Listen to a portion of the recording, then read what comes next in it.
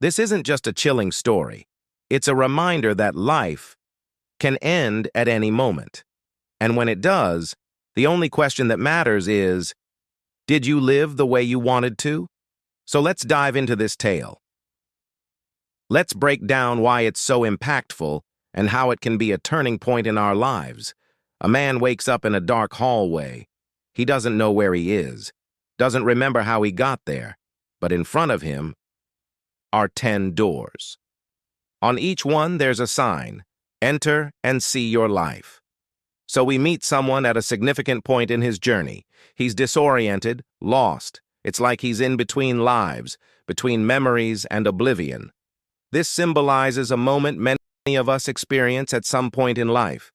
We reach a crossroads, a moment of deep introspection, where we ask ourselves, who am I? Why am I here? And where am I going? He opens the first. He sees his childhood, the good moments, the innocence, and his father walking out. This is significant because childhood shapes us. It lays the foundation for our values, fears, and aspirations. Seeing his past makes him realize that he's the product of his environment, his experiences. It's a reminder that our present is a direct result of our past. But then he sees his youth, the dreams, the hunger to succeed. Then, the wrong choices, the bad influences, the wasted opportunities. Now we see the consequences of those early decisions, the missed chances, the detours from the original path. It's a lesson many of us learn the hard way, that life is full of choices and each one has its repercussions. As he continues, every door reveals more pain, more truth he spent his life avoiding. Each room is a mirror, reflecting aspects of himself he's tried to ignore or perhaps has suppressed. They say the truth will set you free, but sometimes the truth is painful. These revelations are not meant to punish him, but to make him face reality. To truly live, you must first be honest about who you are and what you've done. When he gets to door 7, he hesitates. Something tells him his greatest fear is behind it. And this is pivotal. Fear is a powerful motivator. It can drive us to achieve great things, but it can also hold us back. Our protagonist, upon realizing his fear lies ahead, has a choice: confront it or run away. It's a decision we all grapple with in our lives. What scares us often reveals our deepest insecurities and regrets. He opens it. Inside, he sees himself, old, alone, sitting in a wheelchair. In an empty room, no pictures, no visitors, no love. This is a stark image. It's the consequence of choices made and actions or inactions taken. His old age symbolizes the end of life, the twilight years. It's when we look back, when we face the reality of our decisions. The emptiness highlights the absence of connection, of love, possibly due to the missed opportunities or the detours he took earlier in life. And then he hears his own voice from the future. You had chances, but you chose to wait. Wait for the perfect moment. Wait until you felt ready. Wait for someone to come save you. Here is the crux of the story, the turning point. His future self is speaking, offering advice, perhaps even a warning. It's a common human tendency to wait for external factors, for signs, for a perfect moment that may never come. We procrastinate, hoping luck will change. We hesitate, dreaming of a savior who may never arrive.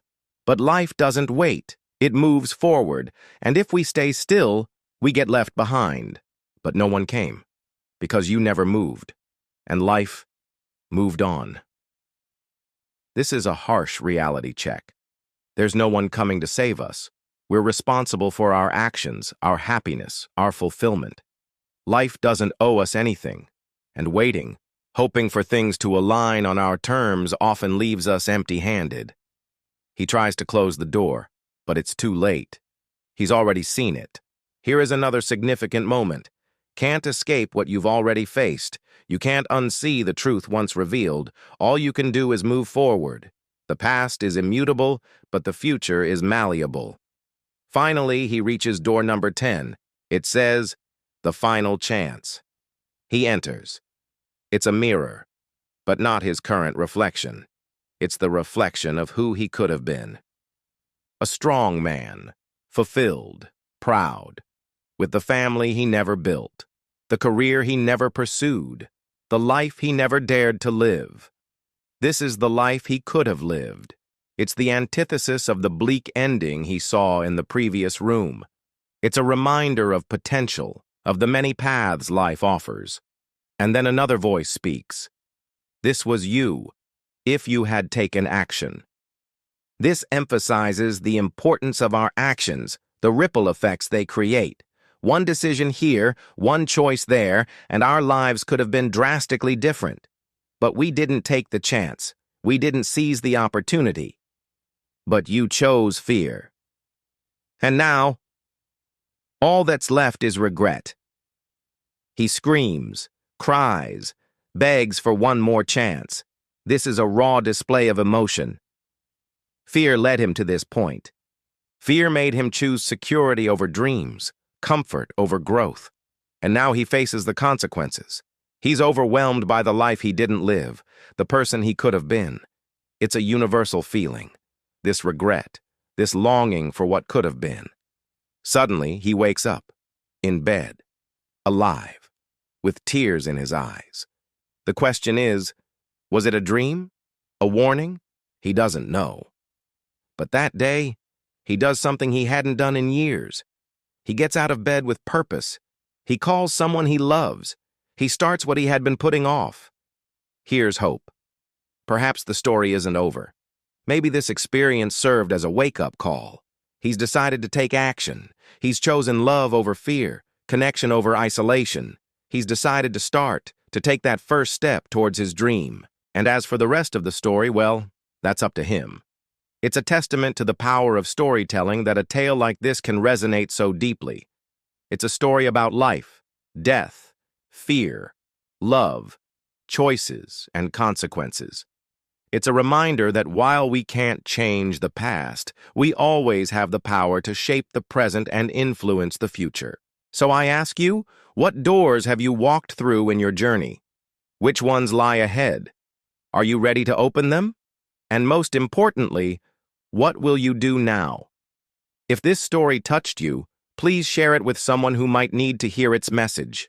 Together we can spread these powerful life lessons. Thank you for watching. Until next time.